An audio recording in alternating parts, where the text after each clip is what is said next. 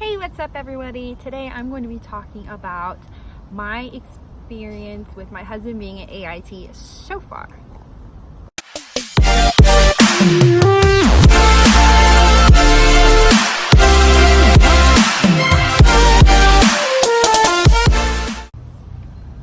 Coming to you from outside today, I'm going to talk a little bit about my experience with my husband being at AIT. So just a disclaimer before we start, AIT is going to be different everywhere, different locations, even at the same location. I know my husband has different abilities than some people in the same base location as he is. So it does vary job to job. So first off, I'm sure everybody's wondering about phones, electronics, all that communication. So my husband and I talk pretty much every day. The only time that does not happen is if he has a CQ duty or he's extremely tired. And then there was one rare time where they got in trouble, got their phones taken away, which was the first weekend he was there. So CQ duty, for those that don't know, is kind of and they do some cleaning, they watch over the desk. It's kind of like a fire guard. So just heads up about that. So yes, my husband does get his phone. He does have an iPad there with him. We can talk on it in FaceTime and all that. They do have a bedtime that they are supposed to follow. So depending on where it is, it's usually about 9 o'clock at that time. 8 o'clock, 10 o'clock, I can't remember. We have a time difference, so I can't remember. And then on the weekends they get a little more free time. This also varies whether they have day classes or night classes, so their free time will vary on that. So my husband is in the day crew, so he goes to class during the day and then has some free time at night.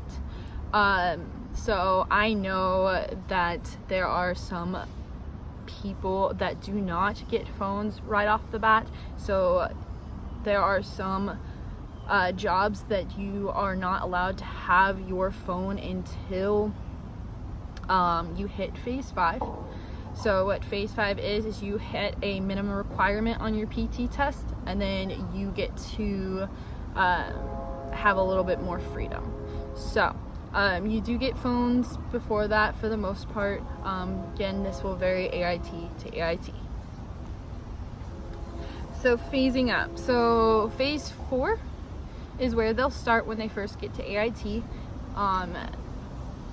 The requirements may vary from AIT to AIT.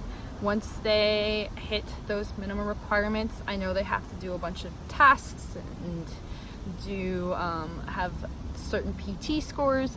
And then once they hit phase 5, they get more freedom on the weekends. So for my husband, that includes he's going to be able to start leaving the base and go around base. He'll be able to wear civilian clothes, which includes a polo shirt.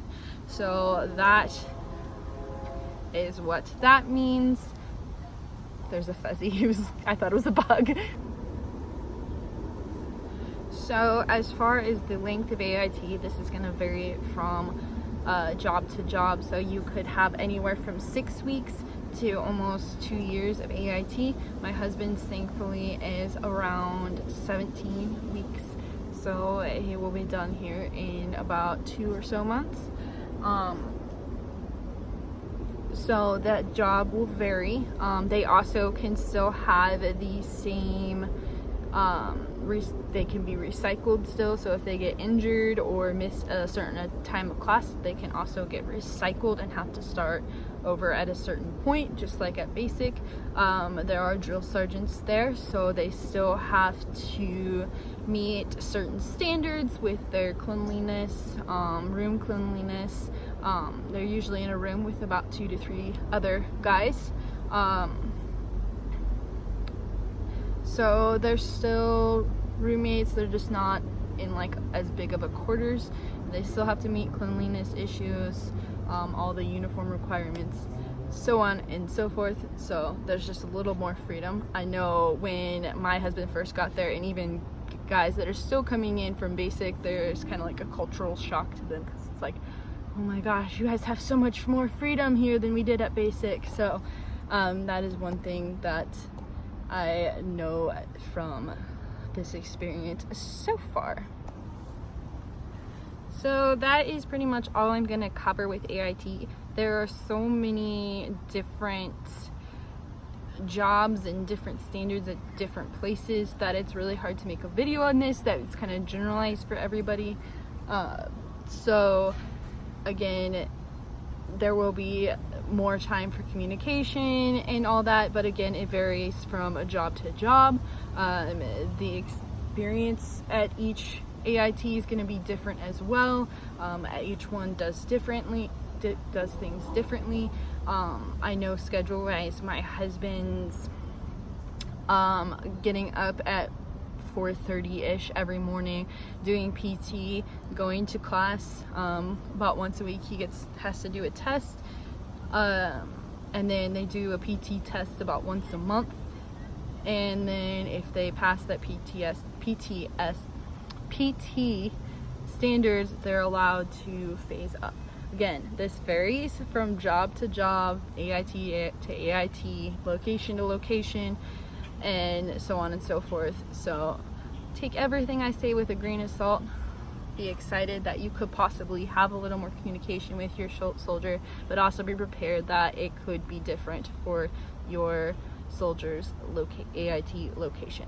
So if you have any questions, please post them down below, and click that subscribe button if you would like to see further videos from me. I post every week for the most part, and then also give me a thumbs up, and I will see you all next time.